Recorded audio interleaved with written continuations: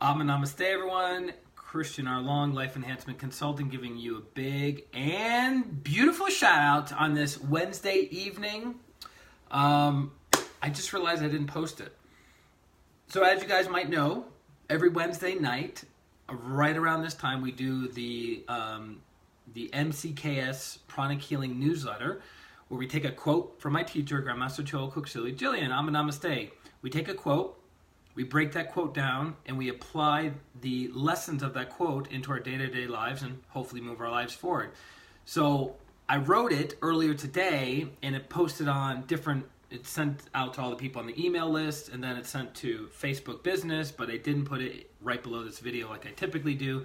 So when I get off of this video, this stream, I'm going to make sure I submit that to you guys. And as some of you might notice, my hair got cut. It didn't fall off. There wasn't an accident, but I was looking through a couple pictures. I saw this guy with really cool hair, and I was like, you know what? I'm going to talk to my stylist, and I'm going to get my hair cut like that. Went in there. Really interesting story, actually, what he was sharing with me today. I was supposed to have my appointment with him yesterday, and then last minute, he canceled. And the Avani, Namaste, and the person that said the assistant or secretary of the salon said that he had a minor emergency.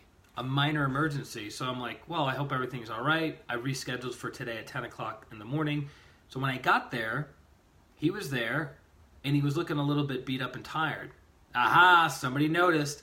He was looking a little beat up and tired, and I was like, Tiffany, Namaste. And I was like, what happened to you? What happened to you?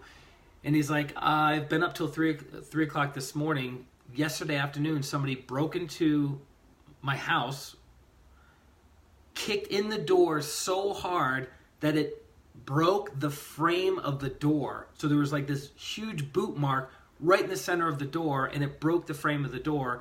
They went in, they took a bunch of appliances, and then they took a bunch of priceless family heirlooms and jewelry. So obviously, the insurance is going to cover the appliances, but the insurance is not going to be able to get back the jewelry. So he's like, I want to apologize if I'm not very talkative today. And this guy's an expert hairstylist. He's been doing it for 20 years. He's got all these awards and certifications with certain hairstyling products. I mean, the dude's a rock star, and I felt so bad for him, and he busted it out. I showed him the picture. I'm like, sorry about what happened with the house, but can you make me look like this guy? And he's like, yeah. And I said, well, can I still keep the same length? Because I don't know if this guy's got like a lot of product in his hair. Megan, Namaste, girl, long time.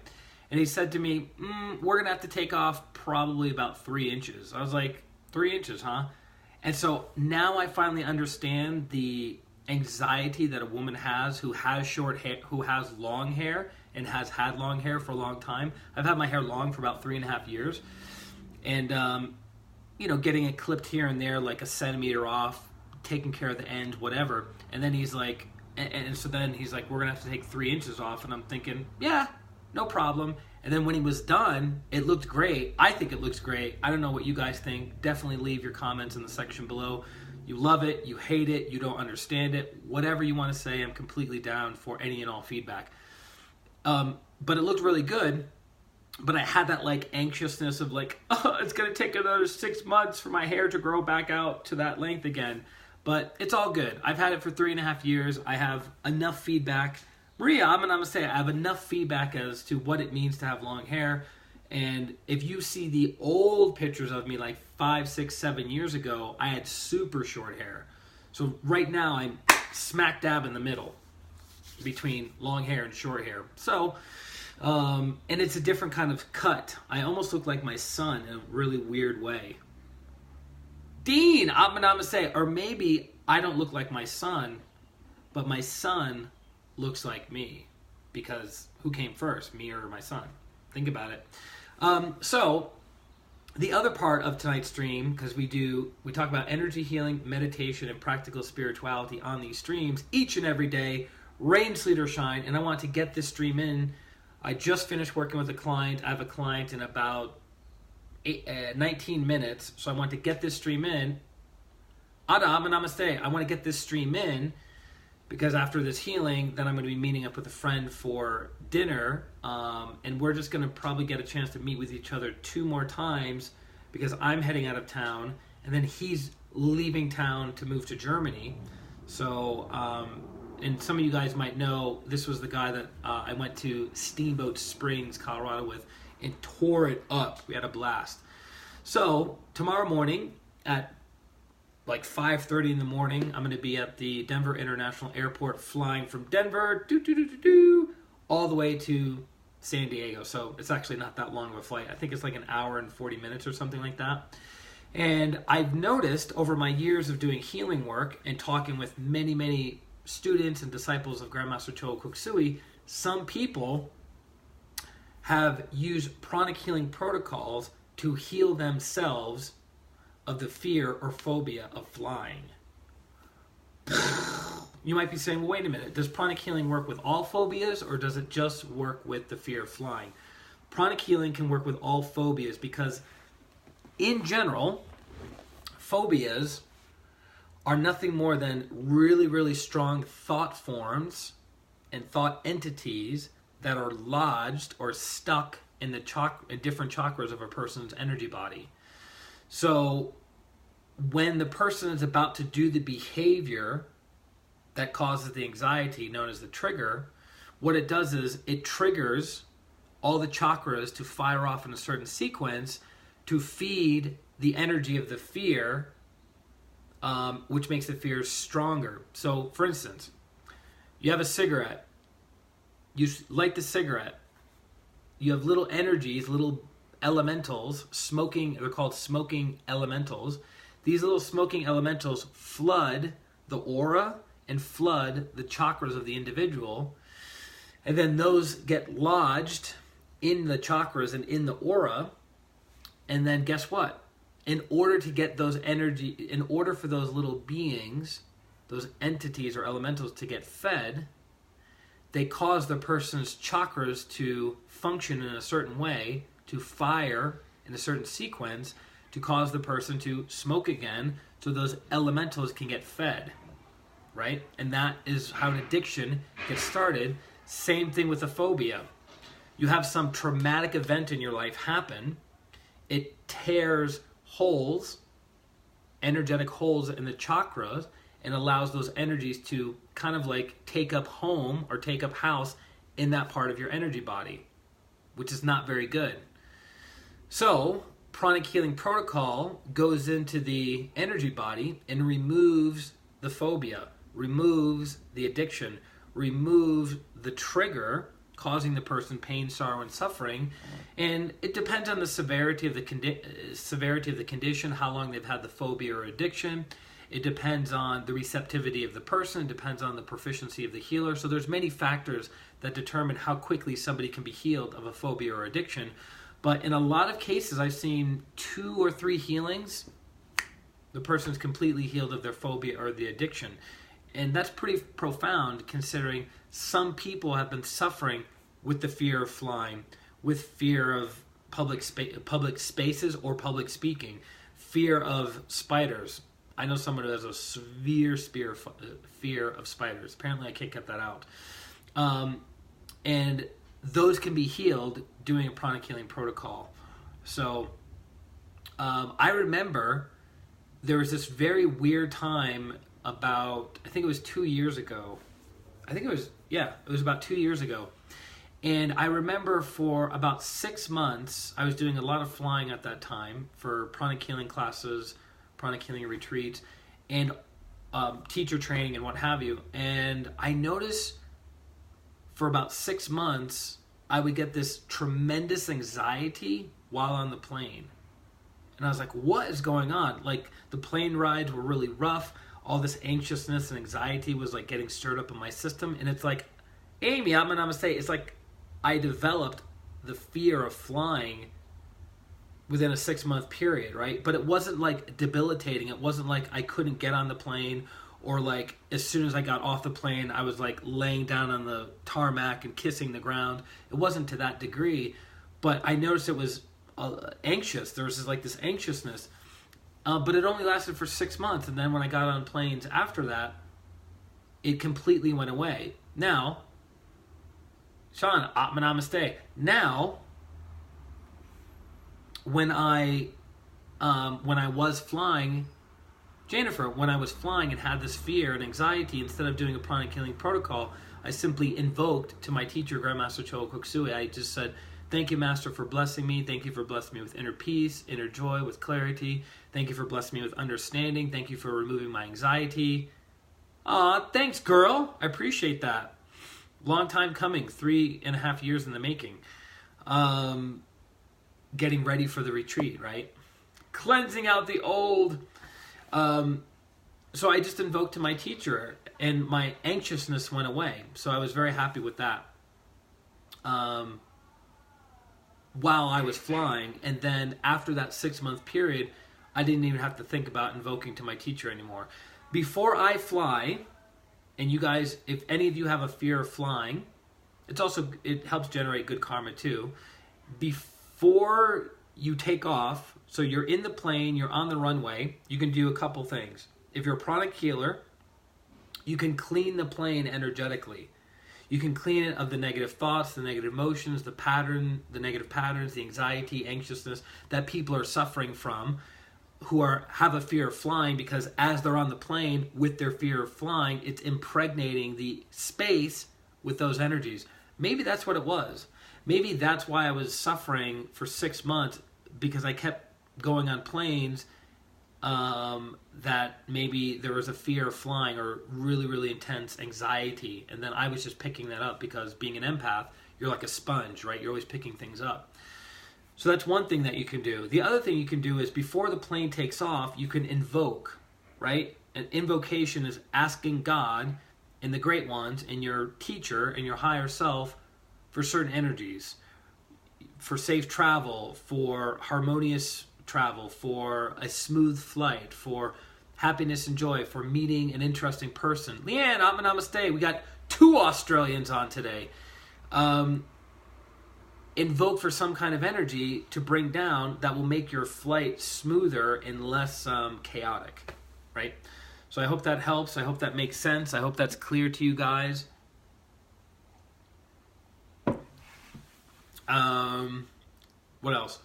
Feel free to throw out a question, a comment, because these streams are for you. I know it might sound like I just love to hear the sound of my own voice, which, maybe at certain times in the past, the way distant past, that was the case. But I just thoroughly, deeply enjoy teaching, and that's partly why I'm here on this planet. That's why I incarnate into a physical body, from the joy of sharing knowledge. You cut your hair. I sure did, girl.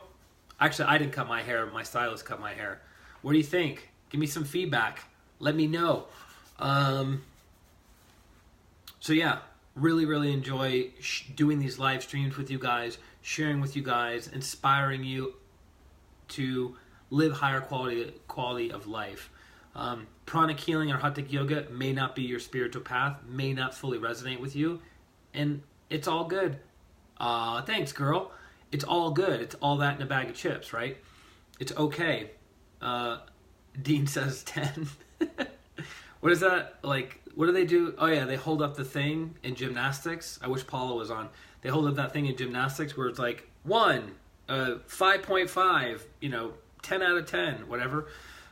Which is actually interesting. At the Anthony Robbins event 2 weeks ago in Los Angeles, he was talking about Carrie Strug, I think it's Strug, Carrie Strug, and how she was competing in the Olympics, and she ended up twisting her ankle. And they said if she competes, she just needs to score.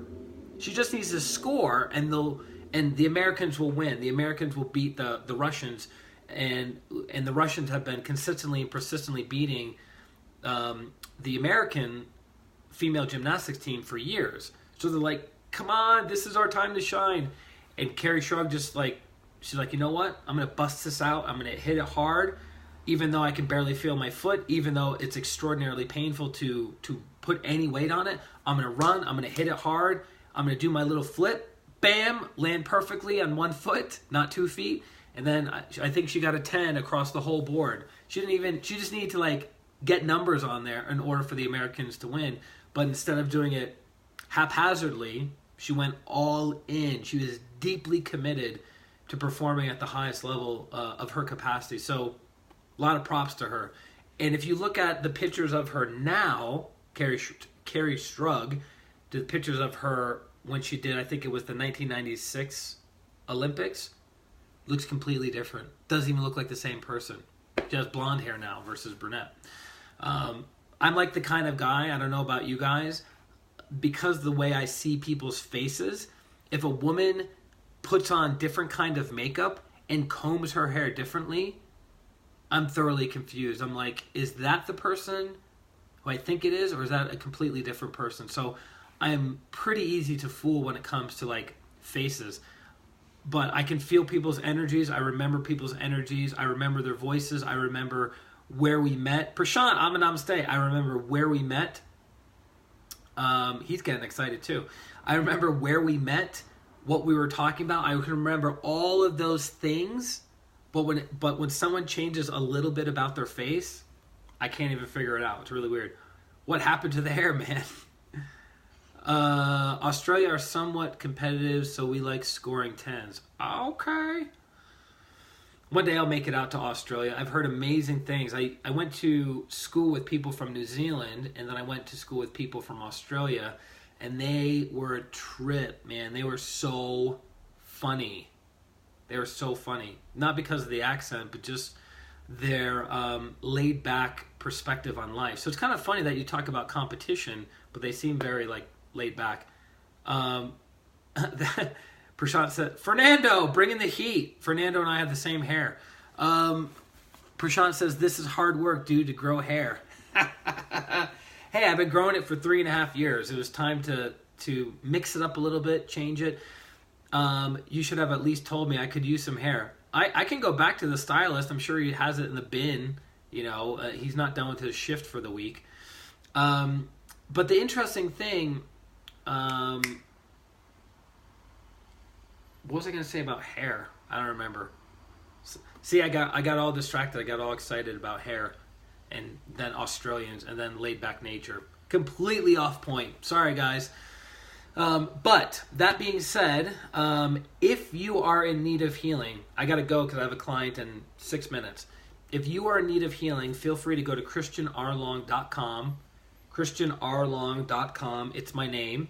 /services. And schedule a distant pranic healing session with me. In all of my years of doing healing, I think 15 years now, as of yesterday, 15 years of healing, doing thousands of healings, literally thousands of healings. I've had maybe 3 people not enjoy it and not have it be worth their time, their money, and their effort. So if you're looking to transform, Shea Butter, what's up, girl? If you're looking to transform, highly recommend going to ChristianRLong.com/services. Do not book a healing session with me for the next few days. I'm going to be in class 12 to 14 hours a day. Please don't book any healing sessions. Book all your healing sessions next week. Because I notice whenever I go to retreats, everyone wants to get healing when I'm at the retreat. Do the healings after the retreat. I got to block out my calendar. I keep forgetting to do that. Anyways, I love you guys very, very much. If there's anything I can do, please let me know. I'm here to serve you. I'm here to offer my energies, my love, whatever it is that you guys need. I've been privileged and honored to develop some unique abilities over the past 15 years to help people shift from where they are to where they want to go. It's called inner transformation. All right, guys, this is Christian R. Long, Life Enhancement Consultant, wishing you a beautiful day, a beautiful week, and a beautiful life. Atma. Namaste. Bye-bye. Oh, wait a minute. Leanne says, I have a big house if you want to come and explore a beautiful country. I'm on the Sunshine Coast, Queensland. Beautiful one day, perfect the next. Oh, snap. You know I'm going to take you up on that offer. Right, not right now, but I am going to take you up on that offer. So remember what you just said. Love you guys. Peace.